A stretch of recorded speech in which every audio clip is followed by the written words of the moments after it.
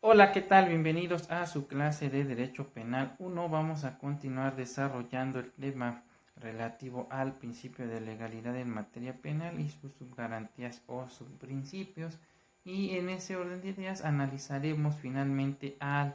subprincipio relativo a la prohibición de analogía y mayoría de razón o lex stricta.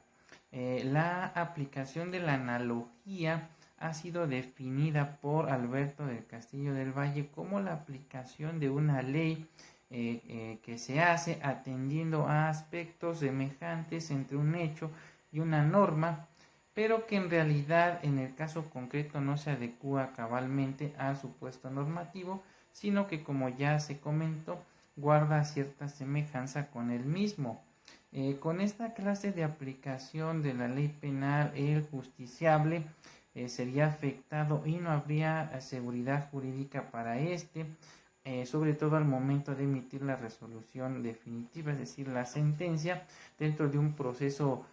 penal, ya que se dejaría al arbitrio del juez la forma de sancionar o penalizar a una persona independientemente de que ese hecho encuadre o no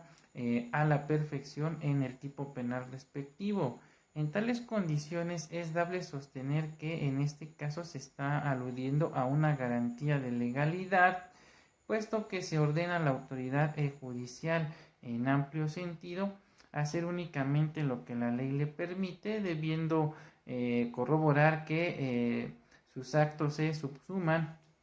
en lo que las leyes dispongan y no en lo que a su criterio considere oportuno. De esta forma, el artículo 14, párrafo tercero de nuestra Constitución Federal regula esta garantía de lesa importancia. La exclusión de la analogía en el campo del derecho penal y por tanto su diferencia con otras ramas del ordenamiento jurídico se justifica en palabras de la autora de Vicente Martínez en el hecho de prohibición de la analogía que aparece vinculado al significado político liberal del principio de legalidad penal, y es un claro límite al poder estatal y a la arbitrariedad, sobre todo si se considera que el poder judicial está sumamente identificado con el sistema de control directo del Estado y con todo el aparato coercitivo de este. En ese orden de ideas, si el juez pudiera castigar como delito una determinada conducta que no se encuentra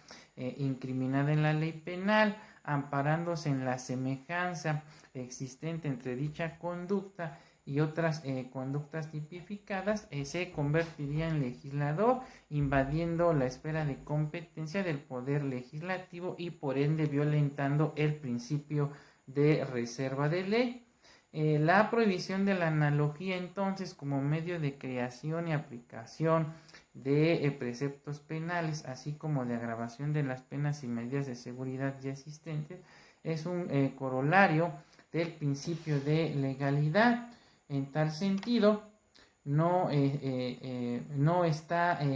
permitido la imposición de sanciones por simple analogía. En concordancia con lo anterior, el autor Quintano Ripolles considera que la analogía vulnera los principios básicos del derecho penal, que son el de legalidad, porque supone la creación de nuevos delitos, habida cuenta que lo análogo no es lo idéntico, sino lo parecido, y asimismo se violentaría el principio de irretroactividad de la ley, ya que el juez, al cumplir la operación analógica, lo hace con posterioridad a la realización del hecho, no pudiendo tal circunstancia ser prevista por el reo. En suma de lo antes expuesto, es de concluirse entonces que la aplicación analógica de la ley solo es permisible en ciertas normas, por ejemplo en materia civil. Sin embargo, en México, en virtud de lo dispuesto por el artículo 14, párrafo tercero de nuestra Constitución Federal, el derecho penal prohíbe la aplicación de la analogía, es decir, la aplicación de la ley a casos similares a los que en ella se contemplan, pero que no son idénticos, y desde luego esto en perjuicio del derecho de autor. Bien, una vez expuesto lo anterior, vamos a establecer entonces lo que sería nuestra concepción personal de lo que es la prohibición de la analogía, y en este sentido vamos a establecer que es aquel subprincipio que deriva del principio de legalidad y del cual se desprende que queda estrictamente prohibido imponer de forma analógica, es decir, por similitud o semejanza, pena o medida de seguridad que no esté previamente establecida en la ley. Sobre todo para una conducta que no sea exactamente aplicable al hecho de que se trata, por lo que de ninguna forma el juzgador podrá ampliar su facultad sancionadora con el objeto de suplir las imperfecciones de la norma. Ahora bien, por lo que respecta a la aplicación de la mayoría de razón, el propio autor Alberto Castillo del Valle nos comenta que esta es una aplicación legal que se hace considerando aspectos propios del delincuente o del hecho delictivo en concreto, y que en el ánimo del juzgador hacen suponer la necesidad de imponer una pena mayor o más severa al procesado o acusado por el grado de afectación ocasionado, sin que esa conducta o pena se encuadre exactamente a lo sostenido por la ley aplicable. El propio autor nos comenta que, tratándose del caso de la aplicación analógica en materia penal, se está frente a actos arbitrarios que deben ser desterrados de todo el sistema jurídico, orillando al juez a estarse tan solo en lo que la ley dispone y manda, sin ser dable que emita una sentencia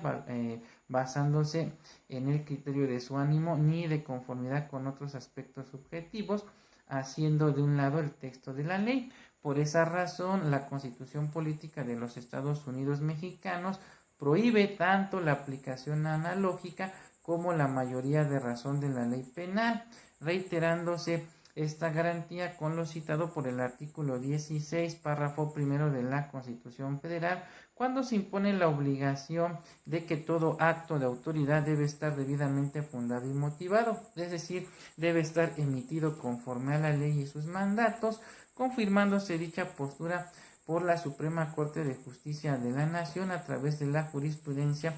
que dispone que las autoridades solo pueden hacer lo que la norma les permite, principio fundamental que está contenido en la tesis 68,